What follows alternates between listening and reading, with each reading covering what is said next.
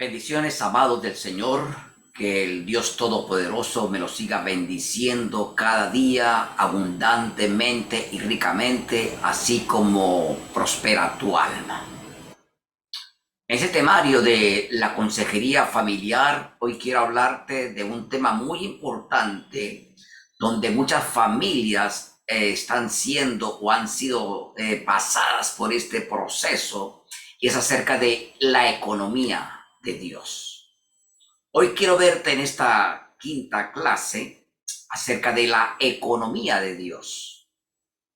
En todos los mensajes que he podido dar o practicar, enseñar e instruir en muchas iglesias, en muchas congregaciones, aún aquí en la universidad, mi carga es compartir con ustedes muchas cosas importantes que puedan entender acerca de la economía de Dios. Por eso quiero que leamos 1 de Timoteo capítulo 1, versículo del 3 al 7, y quiero leerte algunas palabras que dice aquí. Que mandases a algunos que no enseñen diferente doctrina, ni presten atención a fábulas y genealogías interminables que acarrean disputas más bien que edificación de Dios, que es por fe. Así te encargo ahora. Pues el propósito de este mandamiento es el amor nacido del corazón limpio y de buena conciencia y de fe no fingida, de las cuales estas cosas están desviándose.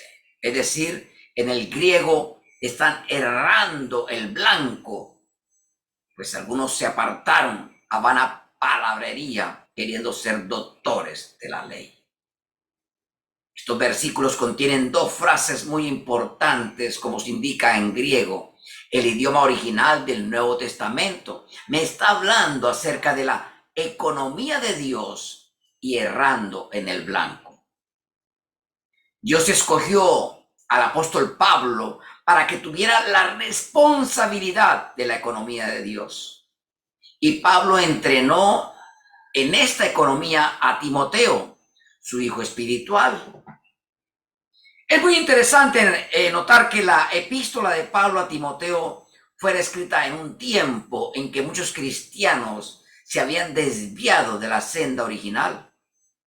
Habían errado en el blanco central de la economía de Dios y estaban prestando atención a otras cosas.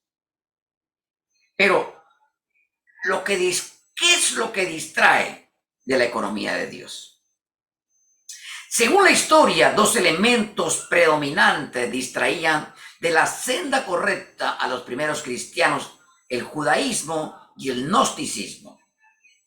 Tanto los judaizantes, con sus doctrinas y formas religiosas, como los gnósticos, con sus filosofías, disuadían a los cristianos de seguir al Señor en el camino de la economía de Dios. Al parecer, los buenos elementos del judaísmo y del gnosticismo era lo que desviaba a estos primeros cristianos. Si estos elementos no fueran comparativamente buenos, no habríamos podido prevalecer lo suficiente como para hacer que los creyentes erraran el blanco de la economía de Dios. Por ejemplo, los judaizantes enfatizaban firmemente la ley mosaica del Antiguo Testamento. Ciertamente la ley no tenía nada de malo. Al contrario, era indudablemente correcta y buena. Y había sido dada correctamente por Dios. Pero la ley en sí no estaba relacionada con el centro de la economía de Dios. El gnosticismo, desde el punto de vista humano, también tenía sus buenos principios.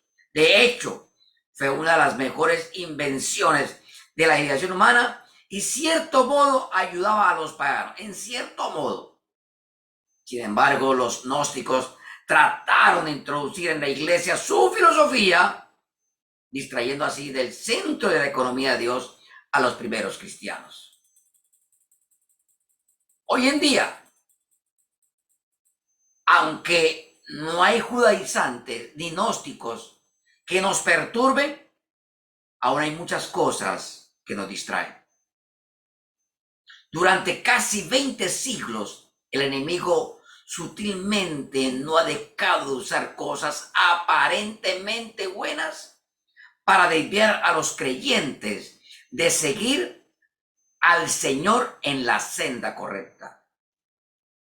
Si dedicamos tiempo para el Señor, nos daremos cuenta de que el enemigo persiste en usar hasta las cosas buenas del cristianismo para distraernos del centro de la economía de Dios a los hijos del Señor.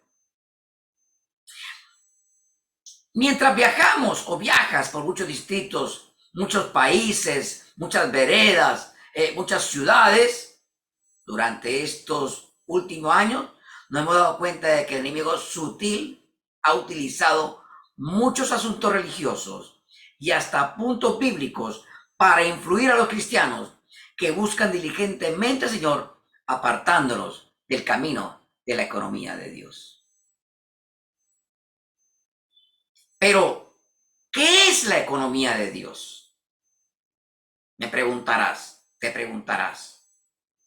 ¿Por qué muchas veces en tantos eventos y en tanta búsqueda de Dios, la misma economía de tu casa, de tu familia, muchas veces fractura nuestra fe?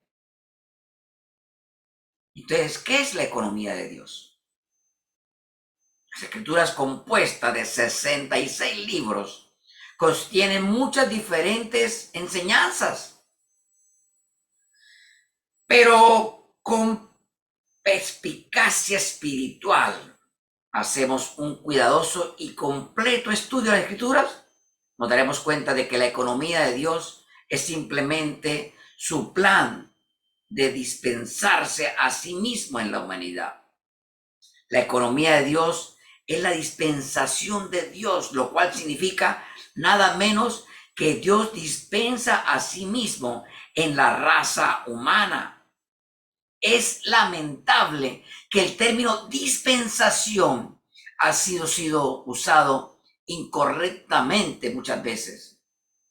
Su definición es casi la misma palabra griega economía, que significa el arreglo administrativo, el manejo gubernamental o la mayordomía del plan de Dios, la cual tiene como fin dispensar, distribuir. En esta divina dispensación, Dios, quien es todopoderoso y todo incluido, tiene la intención de dispensarnos nada menos que a sí mismo en nosotros. Esto debe ser repetido muchas veces a fin de que se nos impresione profundamente. Dios es sumamente rico. Él es como un exitoso hombre de negocios que tiene un enorme capital. Dios tiene un negocio en el universo y su vasta riqueza es su capital. La palabra lo dice, porque mío, yo soy el dueño del oro y de la plata, dice la misma Biblia. No podemos comprender cuántos incontables billones de millones el Señor tiene. Todo eso, capital, es simplemente Él mismo y con ello. Él tiene la intención de manufacturarse a sí mismo en producción masiva. Dios mismo es el que dirige los negocios, el capital y sus productos. Su intención es dispensarse a sí mismo en mucha gente, en producción masiva y en forma gratuita. Por lo tanto, Dios necesita tal arreglo divino o manejo divino o dispensación divina o economía divina a fin de introducirse en la humanidad. Seamos más específicos. Ahora que sabemos que el propósito de Dios es darse a sí mismo, debemos descubrir qué es Dios a fin de saber qué es lo que Él está dispuesto a darnos. En otras palabras, ¿Cuál es la sustancia de Dios? Cuando un hombre de negocio planea fabricar un producto, antes de que nada debe conocer claramente la sustancia o la materia prima de ese producto. La sustancia de Dios es el Espíritu. Juan 4:24. La esencia misma de Dios Todopoderoso y universal es simplemente Espíritu. Dios es el fabricante y tiene la intención de bendecirnos, de bendecirte. Por lo tanto, cualquier cosa que Él reproduzca debe ser espíritu, la propia sustancia de Él mismo. ¿Cómo creó Dios el universo? Fue a través de la palabra. La palabra tiene poder. Y tal vez tú no has descubierto en tu interior que la mejor manera de poder trabajar la economía de Dios es a través de tu palabra. Tú tienes y yo tenemos un poder de parte de Dios, un ADN, en nuestra palabra hay un poder creativo. Llama las cosas que no son como si fuera. Declara que esa escasez, que ese mal momento pasó a la historia y que ahora viene la abundancia de parte de Dios. Dios siempre ha querido bendecirnos. Dios siempre ha querido prosperarnos. Dios tiene grandes tesoros para ti y para mí guardados. Lo único que falta es que descubramos que a través de la palabra que Dios infunda aliento, se puede crear. Llama las cosas que no son como si fueran. Levántate cada mañana y diga, mis hijos van a ser bendecidos, mi familia va a ser bendecida, vamos a ser prosperados, vamos a ser llevados a un nuevo nivel de fe, mi economía va a mejorar en el nombre de Jesús. Mi economía familiar está mejorando. Recibiré en abundancia lo que Dios tiene guardado para mí. Porque la propia sustancia es el mismo Dios. Pero ¿cuáles son las etapas? Quiero que entiendan esta hora. ¿Cuáles son las etapas de la economía de Dios? Hemos visto el propósito de Dios. ¿Y qué es lo que es Dios? Ahora debemos comprender cómo Dios está dando por medio de su economía a nosotros. Es decir, en otras palabras, lo que Dios nos da en el hombre es espíritu. Pero ahora necesitamos ver los medios por los cuales Él hace esto. Es mediante su Trinidad. El Dios trino o triuno. El Padre, el Hijo y el Espíritu Santo. Es la verdadera economía de la deidad de Dios. Durante siglos pasados el cristianismo ha tenido mucha enseñanza acerca de la Trinidad. Pero la Trinidad puede ser adecuadamente entendida a menos que se relacione con la economía divina de Dios. ¿Por qué se requieren las tres personas de la deidad para el desarrollo de tu economía? Sabemos que el Padre, el Hijo y el Espíritu Santo no son tres dioses diferentes, sino un Dios que se expresa en tres personas. Sin embargo, ¿cuál es el propósito de que haya tres personas en la deidad? ¿Por qué existe Dios Padre, Dios Hijo y también el Dios Espíritu Santo? Se debe a que solo por medio de la Trinidad pueden ser provistos los medios esenciales por los cuales su Espíritu es dispensado o es dado en nosotros. Según Corintios 13:14, muestra las etapas de la economía de Dios mediante la Trinidad.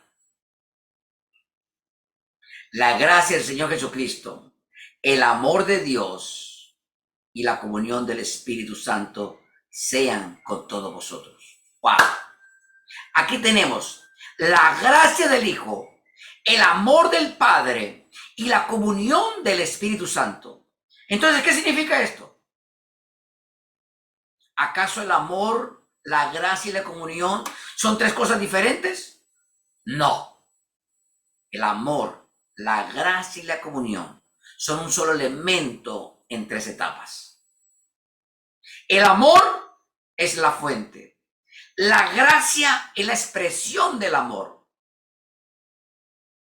Y la comunión es la transmisión en gracia de ese mismo amor. Del mismo modo, Dios, Cristo y el Espíritu Santo son uno solo. Dios expresado en tres personas. Dios es la fuente. Cristo es la expresión de Dios, su Hijo, el Verbo hecho carne. Y el Espíritu Santo es la transmisión que introduce al hombre a Dios, quien está cerca a Cristo, nuestro corazón, nuestro paracleto, nuestro consolador. Por lo tanto, las tres personas de la Trinidad vienen a ser las tres etapas sucesivas del proceso de la economía de Dios.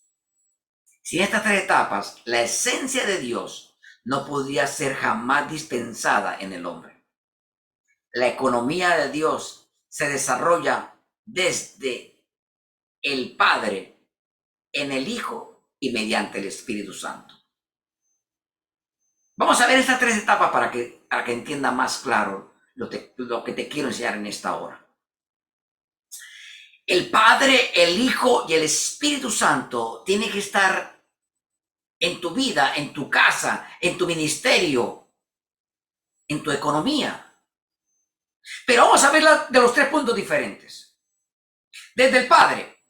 Dios el Padre es la fuente universal de todas las cosas. Él es invisible.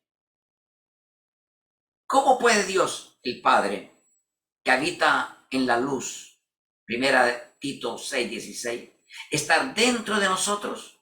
¿Cómo podemos ver al Padre, ese Padre invisible? Dice la palabra como viendo al invisible. Si Dios fuera absolutamente Padre, sería inaccesible y no podría ser dispensado en el hombre. Sin embargo, mediante el arreglo divino de su economía, Él se puso a sí mismo en su Hijo, la segunda persona de la Trinidad, a fin de hacerse disponible para el hombre. Toda la plenitud del Padre habitaba en el Hijo y se expresa por medio del Hijo. Juan 1:18. El Padre, la inagotable fuente de todo, está incorporado en el Hijo. El Dios inaprensible está ahora expresado en Cristo, la palabra de Dios. El Dios invisible está revelado en Cristo, la imagen de Dios.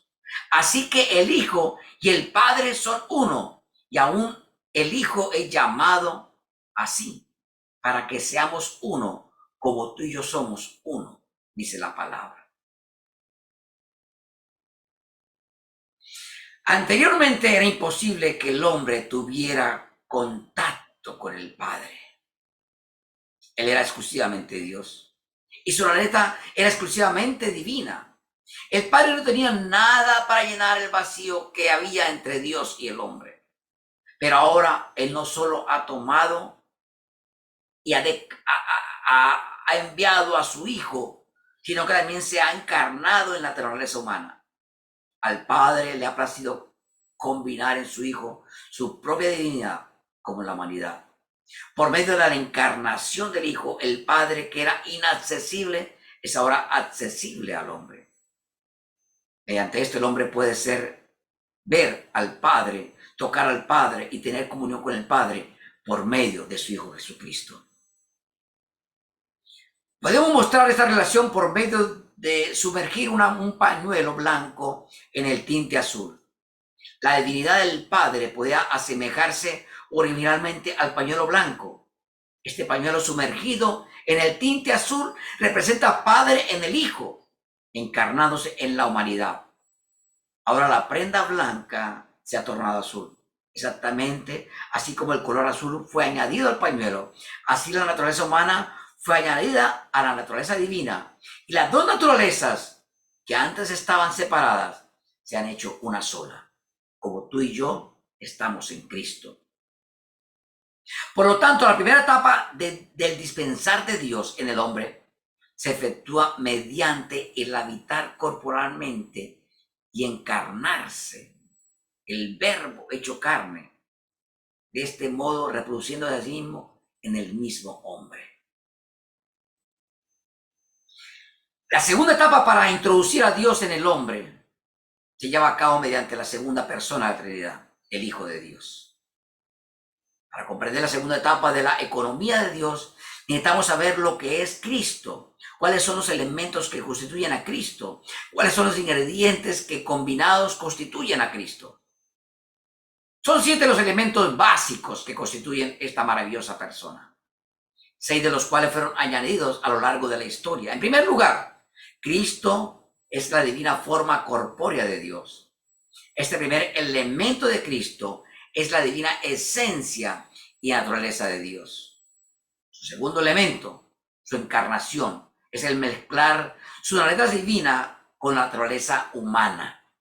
Mediante su encarnación, mientras el verbo hecho carne, él introdujo a Dios en el hombre y mezcló la divina esencia de Dios con la humanidad.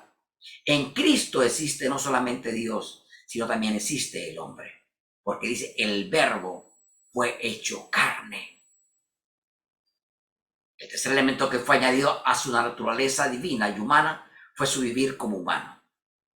Este glorioso Dios, hombre, Dios, el verbo hecho carne, vivió en la tierra por 33 años y medio, y experimentó todas las cosas comunes y corrientes que constituyen la vida humana cotidiana. El Evangelio de Juan, el cual enfatiza que Él es el Hijo de Dios, Él es el Hijo de Dios, también nos dice que Él se cansaba, que le daba hambre y sed y que lloraba.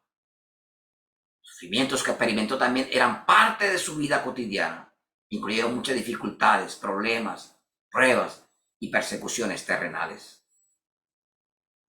Su experiencia de la muerte es el cuarto elemento. Él descendió a muerte. Sin embargo, Él no solo entró en la muerte, sino que pasó por muerte. Esto produjo una muerte muy eficaz. La muerte de Adán y Eva es terrible y caótica, pero la muerte de Cristo es maravillosa y eficaz. Aleluya. La muerte de Adán nos esclavizó a la muerte, mientras que la muerte de Cristo nos liberó de la muerte. Aunque la caída de Adán introdujo a nosotros muchos elementos malignos, la eficaz muerte de Cristo, que está dentro de nosotros, es el poder aniquilador que mata a todos los elementos de la naturaleza de Adán. Por lo tanto, en Cristo se encuentra la naturaleza divina y la naturaleza humana.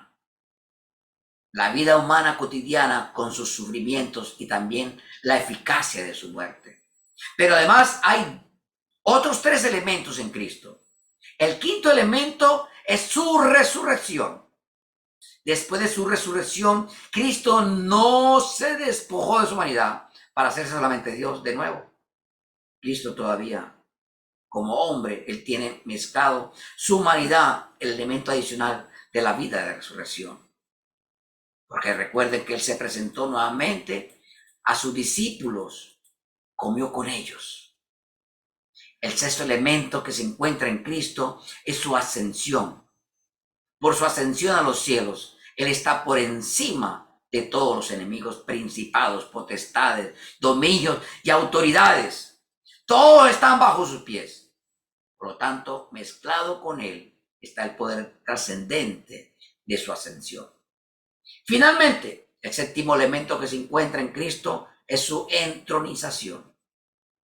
Cristo es el hombre que tiene la naturaleza humana. Está entronizado en el tercer cielo como cabeza saltada de todo el universo. Él está en lugares celestiales como Señor de señores y Rey de reyes.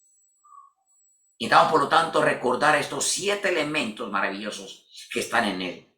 La naturaleza divina, la naturaleza humana, la vida humana cotidiana con sus sufrimientos, la eficacia de su muerte, el poder de resurrección, el poder de ascender y su ascensión y la entronización. Todos estos elementos están mezclados con ese maravilloso Cristo que tú y yo conocemos. Veamos la tercera parte, por el Espíritu. Sin embargo, Dios no puede entrar en nosotros por el Hijo. Conforme a las primeras etapas de su economía, el Padre se puso en el Hijo y el Hijo tiene los 7 elementos mezclados dentro de sí. Pero todavía necesitamos otra etapa, una tercera y última etapa para que Dios se dispense, esté en nosotros, asimismo en el hombre. La primera etapa fue el Padre mismo, se incorporó en el Hijo. La segunda etapa fue el Hijo que se encarnó en la humanidad, el Verbo hecho carne. ¿Para qué? La tercera etapa consiste en tanto que el Padre como el Hijo están ahora en el Espíritu. Todo lo que está en el Padre, en el Hijo, y tanto en el Padre como en el Hijo, con todos los elementos que se encuentran en Cristo, son introducidos en el Espíritu. Después de la ascensión del Señor, el Espíritu Santo ya no es lo mismo que el Espíritu de Dios de los tiempos antiguos. El Espíritu de Dios es el Antiguo Testamento. Solo tenía un elemento. Mire. Quiero que entiendan. El Espíritu Santo en el Antiguo Testamento solo tenía un elemento, la divina naturaleza de Dios. Ahora, hoy en día, sin embargo, bajo la economía neotestamentaria, los 7 elementos de Cristo han sido puestos en nosotros y está sobre nosotros. En otras palabras, Él está en nosotros y nosotros en Él. Este es el verdadero mezclar de Dios con el hombre, que podemos experimentar en cualquier momento. Estamos interna y externamente mezclados con el Espíritu Santo. Por eso la palabra dice, no contristéis al Espíritu Santo que mora en vosotros. ¿Qué es el Espíritu Santo? Es el Espíritu de verdad. Juan 15:26. Pero ¿qué es la verdad? El significado de la palabra verdad en griego en realidad es realidad. Por lo tanto, el Espíritu Santo es el espíritu de realidad, la realidad plena de Cristo. Así como Dios habita corporalmente en Cristo, también Cristo es hecho realidad en la maravillosa persona del Espíritu Santo. Cristo no está separado de Dios y el Espíritu Santo no está separado de Cristo. Cristo es Dios expresado y el Espíritu es Cristo hecho real en la realidad misma. ¿Por qué el Señor en el Espíritu? 2 Corintios 3:17. Este versículo prueba que el Espíritu Santo no está separado de Cristo. El Señor es Cristo mismo y es mencionado como el Espíritu. Fue hecho, 1 Corintios 15:45. Fue hecho el postrer Adán, Espíritu vivificante. Una vez más en la Escritura señala que Cristo es el postrer Adán en el Espíritu. Él es Espíritu. Debemos admitir que ese Espíritu vivificante es el Espíritu Santo. Además, Dios el Padre es el Espíritu, Juan 4:24. Por lo tanto, las 3 personas de la deidad son el Espíritu Santo, el Dios Padre y Dios Hijo. ¿Cómo podría Él estar en nosotros y cómo nosotros podemos tener contacto con Él? Más aún si Dios, el Hijo, no fuera el Espíritu, ¿cómo podría Él estar en nosotros y cómo podría experimentarlo a Él? Puesto que tanto el Padre como el Hijo son Espíritu, nosotros podemos fácilmente tener contacto con Dios y experimentar a Cristo. No sé si me estoy dando a entender, porque la palabra dice, mas ya no vivo yo, sino que Cristo vive en mí. Y si Cristo vive en mí, y en Cristo está el Padre y está el Espíritu Santo, esa deidad vive dentro de mí, nos empoderamos y podemos declarar la palabra, Por eso mismo Jesucristo dijo, y haréis mayores cosas de las que yo hice cuando hay una revelación constante de quién habita en ti. Veamos los siguientes versículos. Un Dios y Padre, el cual es en todos. Efesios 4:6. Jesucristo está en vosotros. Segunda de Corintios 13:5. Su espíritu que mora en vosotros. Romanos 8:11. Estos tres versículos revelan que Dios el Padre, el Hijo y el Espíritu Santo están en nosotros. No debemos decir que en nosotros hay tres personas separadas, ni tampoco debemos decir que en nosotros hay una sola persona, sino que el tres en uno está en nosotros. Las tres personas de la deidad. El Padre está en el Hijo, y el Hijo, con sus 7 maravillosos elementos, están en el Espíritu. Cuando este maravilloso Espíritu Santo entra en nosotros, la deidad es dispensada, la deidad es mostrada, es reflejada, es manifestada. ¿Cómo hay qué palabra emplearte para que tú entiendas? Debido a que las tres personas están en un espíritu, tenemos al Padre, al Hijo y al Espíritu Santo dentro de nosotros. Aleluya. Tenemos al Espíritu Santo en nuestro interior. Esto es el centro mismo de la economía de Dios. Y este es el método por el cual la deidad se da o se dispensa dentro de nosotros. La meta de la economía divina es dispensar al Dios, es manifestar a Dios en un solo espíritu dentro de nuestro espíritu humano. Por tanto, ahora debemos enfocar nuestra atención en vivir en lo que Dios está en nosotros, quien habita en nuestro propio espíritu humano. Somos templo, dice la palabra, somos templo del Espíritu Santo. Si no nos distraemos de esto, no obstante lo bueno y bíblico que en otras cosas sea, sin duda erraremos al blanco de la economía de Dios. Hoy día el Señor está recobrando a sus hijos por medio de lo que estamos haciendo. Hoy día está recobrando a sus hijos por medio de hacer que se centren en esta meta de su economía de vida. Señor, dice una palabra de los himnos seleccionados.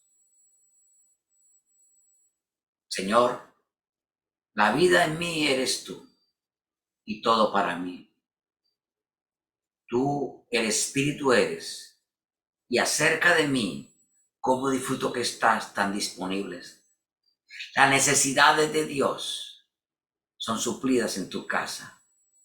Las necesidades de Dios, cuando todo el Espíritu de Dios es suficiente, el Espíritu es la transmisión de Dios en tu casa y en tu vida. Cuando entiendes estos principios de que el Padre, el Hijo y el Espíritu Santo habitan en nosotros, podemos tener comunión con ellos. Es la manera de poder hablar con el Padre, con el Hijo y con el Espíritu Santo. Y cuando entramos en esa dimensión de fe, tu economía, mi economía va a cambiar. Porque la misma palabra lo dice. Yo quiero que seas prosperado, así como prospera tu alma. Ten confianza, ten fe. Tu economía va a mejorar. Cuando reposamos nuestra ansiedad. La misma palabra lo dice. Y todo lo que pidieres al Padre en mi nombre será hecho. La economía de Dios entra a tu casa, entra a tu vida, entra a tu ministerio. Tus hijos no van a pasar por las mismas necesidades que tú pasaste, pero enséñales a que crean en el Padre, en el Hijo y en el Espíritu Santo, porque Dios es uno, manifestado en tres personas. Dios te lo bendiga.